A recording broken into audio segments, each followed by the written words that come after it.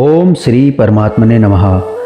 मित्रों, वास्तव में श्रीमद् भगवद गीता महात्म्य वाणी द्वारा वर्णन करने के लिए किसी की भी सामर्थ्य नहीं है, क्योंकि यह एक परम रहस्यमय ग्रंथ है। इसमें संपूर्ण वेदों का सार संग्रह किया गया है। इसकी संस्कृत इतनी सुंदर और सरल है कि थोड़ा अभ्यास करने से मनुष्य उसको सहज ही समझ सकता है, परंतु इसका मतलब इतना गंभीर है कि आजीवन निरंतर अभ्यास करते रहने पर भी उसका अंत नहीं आता। प्रतिदिन नए नए भाव उत्पन्न होते रहते हैं। इससे यह सदैव ही हमारे लिए नवीन बना रहता है एवं एकाग्रचित होकर श्रद्धा भक्ति से विचार करने से इसके पद पद में परम रहस्य भरा हुआ प्रत्यक्ष प्रतीत होता है। भगवान के गुण, प्रभाव और मर्म का वर्णन जिस प्रकार इस गीता शास्त्र में किया गया है, वैसा अन्य ग्रंथों में मिलना बड़ा ही कठिन है, क्योंकि प्रायः ग्रंथों में कुछ न कुछ सांसारिक विषय मिला रहता है।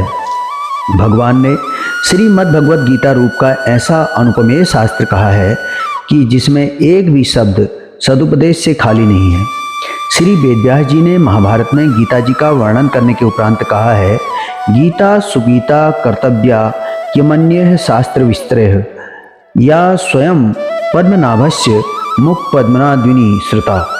अर्थात गीता सुगीता करने योग्य है, अर्थात श्री गीता जी को भली प्रकार पढ़कर अर्थ और भाव सहित अंतःकरण में धारण कर लेना मुख्य कर्तव्य है, जो कि स्वयं पद्मनाभ भगवान विष्णु के मुखारविंद से निकली हुई है। फिर अन्य शास्त्रों के विस्तार से क्या प्रयोजन है? स्वयं श्री भगवान ने भी इसके महात्म्य का वर्णन किया है।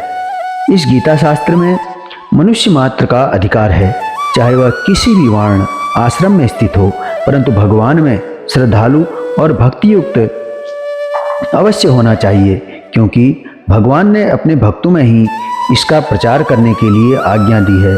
तथा यह भी कहा है कि स्त्री, वैश्य, शूद्र और पापयोनि भी मेरे परायण होकर परम गति को प्राप्त होते हैं। अपने अपने स्वाभाविक कर्मों द्वारा मेरी पूजा करके मनुष्य परम सिद्धि को प्राप्त होते हैं। इन सब पर विचार करने से यही ज्ञात होता है कि परमात्मा की प्राप्ति में सभी का अधिकार है। परंतु उक्त विषय के मर्म को न समझने के कारण बहुत से मनुष्य, जिन्होंने श्री गीता जी का केवल नाम मात्र ही सुना है, कह दिया करते हैं कि गीता तो केवल सन्यासियों के लिए ही है। वे अपने बालकों को भी इसी भय से श्री गीता जी का अभ्यास नहीं कराते कि गीता के ज्ञान से कदाचित लड़का घर छोड़कर सन्यासी न हो जाए।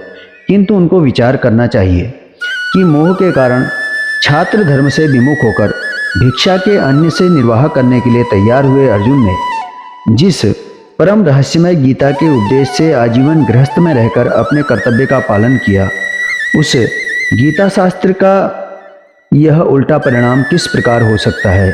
अतएव कल्याण की इच्छा वाले मनुष्यों को उचित है कि मोह त्याग कर अतिशय श्रद्धा भक्तिपूर्वक अपने बालकों को अर्थ और भाव के सहित श्री गीता जी का अध्ययन कराएं एवं स्वयं भी इसका पठन और मनन करते हुए भगवान के आज्ञानुसार साधन करने में तत्पर हो जाएं, क्योंकि अति दुर्लभ मनुष्य शरीर को प्राप्त होकर अपने अमूल्य समय का एक क्षण भी दुख मूलक क्षणभंगुर भोगों के भोगने में नष्ट करना उचित नहीं है।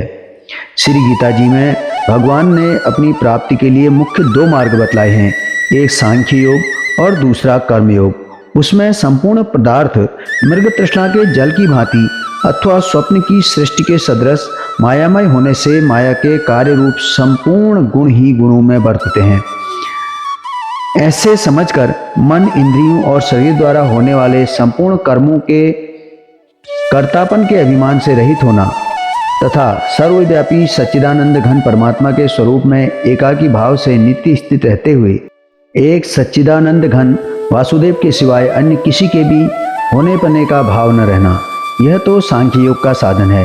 तथा सब कुछ भगवान का समझकर सिद्धि असिद्धि में समत्व भाव रखते हुए आसक्ति और फल की इच्छा का त्याग कर भगवदाज्ञानुसार केवल भगवान के लिए ही सब कर्मों का आचरण करना तथा श्रद्धा भक्तिपूर्वक मन, वाणी और शरीर से सब प्रकार भगवान के शरण होकर नाम, गुण और प्रभाव सहित उनके स्वरूप का निरंतर चिंतन करना, यह कर्मयोग का साधन है।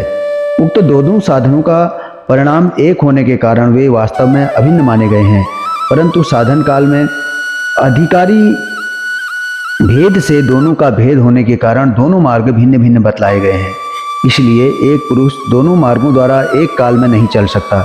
जैसे श्री गंगा जी जाने के लिए दो मार्ग होते हुए भी एक मनुष्य दोनों मार्गों द्वारा एक काल में नहीं जा सकता, उक्त साधनों में कर्मयोग का साधन संन्यास आश्रम में नहीं बन सकता, क्योंकि संन्यास आश्रम में कर्मों का स्वरूप से भी त्याग कहा गया है और सांख्ययोग का साधन सभी आश्रमों में बन सकता है।